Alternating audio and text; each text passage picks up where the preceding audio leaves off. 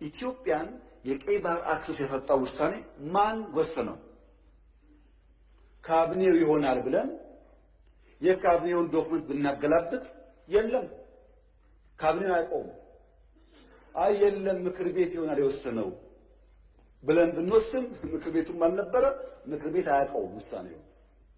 የለም የኢትዮጵያ ሕዝብ በሪፈረንደም ወስኖ እንዳይሆን እንዳይባል ነበርን እኛም ያኔ።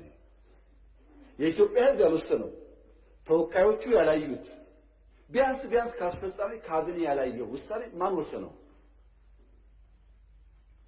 ማጣትን የሚያክል ነገር ያጣንበት መንገድ ህጋዊነት ችግር እንዳለ ማሳያው ተቋሞች አልገቡበትም። ካቢኔው አያውቀውም። አንድ ገጽ ወረቀት ማግኘት አልቻልንም። እንዴት እንዳጣ ነው የሚያስረዳ እና ህዝብ የማያውቀው ፓርላማ የማያውቀው ካቢኔ የማያውቀው የኢትዮጵያን የባህር አክሰስ ውሳኔ የሚያሳጣ ነገር የወሰነው ማን ነው የሚል ጥያቄ ማንሳት እንዴት ስህተት ሊሆን ይችላል?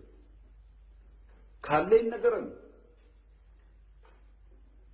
ከሌለ ግን ይሄ ጉዳይ ይሄን አንስቶ እንደ መድፋት አይደለም፣ የህልውና ጉዳይ ነው። ማን ወሰነው? ይሄ ጥያቄው